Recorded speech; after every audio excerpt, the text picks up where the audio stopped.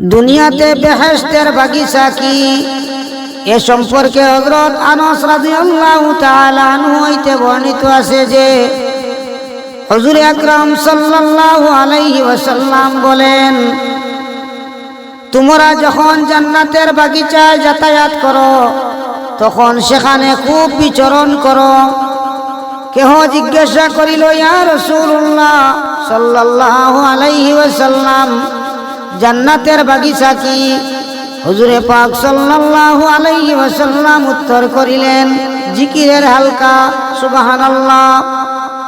ফায়দা, উদ্দেশ্য হইল যদি কোনো ভাগ্যবান এই ধরনের মজলিসে যাওয়ার সৌভাগ্য লাভ করে তবে উহাকে গনিমত মনে করা উচিত। যেহেতু এইসব মজলিস দুনিয়াতেই জান্নাতের বাগান সমতুল্য, খুব বিচরণ করো।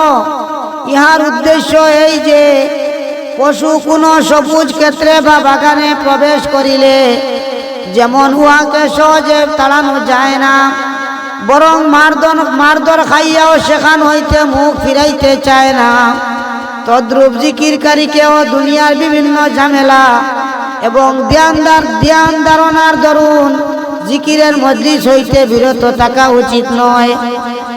জান্নাতের বাগিচা এই জন্য বলা হইয়াছে যে জান্নাতে যেমন কোনো প্রকার বিপদ আপদ নাই, তদ্রূপ জিকিরের মজলিসও যাবতীয় বিপদ আপদ হইতে মুক্ত।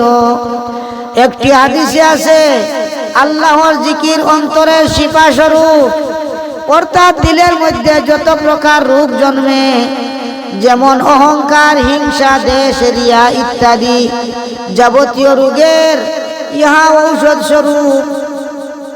সাহেবুল ফাওয়াহিদে লিখিয়াছেন, মানুষ সর্বদা জিকির করিতে থাকিলে যাবতীয় বিপদ আপদ হইতে হেফাজত থাকে।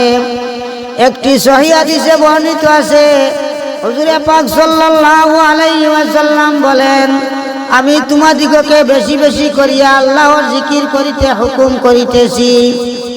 উহার দৃষ্টান্ত এইরূপ, যেমন কোন ব্যক্তির পিছনে শত্রু লাগিয়া গেল, শত্রু হইতে পালাইয়া সে কোন সুদৃঢ় দুর্গে আশ্রয় লইল।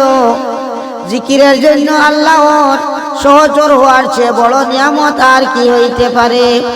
তদুপরি জিকিরের দ্বারা অন্তর খুলিয়া যায়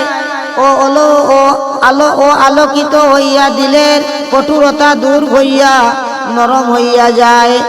ইহা ব্যতীত জাহেরি ও বাতনি জিকিরের অনেক উপকারিতা আছে, এমনকি উলামাগণ উহার 100 উপকার পর্যন্ত লিপিবদ্ধ করিয়াছেন। সুবহানাল্লাহ।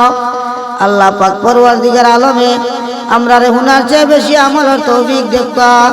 অন্যত্র হযরত আবু উমামা রাদিয়াল্লাহু তাআলা আনহুর খিদমতে এক ব্যক্তি উপস্থিত হইয়া বলিল, হুজুর, আমি স্বপ্নে দেখিলাম আপনি যখন ঘরের ভিতর প্রবেশ করেন অথবা ঘর হইতে বাইরে আসেন অথবা দাঁড়াইয়া থাকেন অথবা বসিয়া থাকেন, তখন ফেরেশতারা আপনার জন্য দোয়া করিতে থাকে।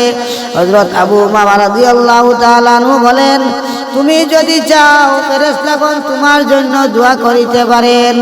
তারপর এই আয়াত পাঠ করিলেন, ইয়া আইয়ুহাল্লাযীনা আমানু যকুরুল্লাহা যিকরান কাসীরা।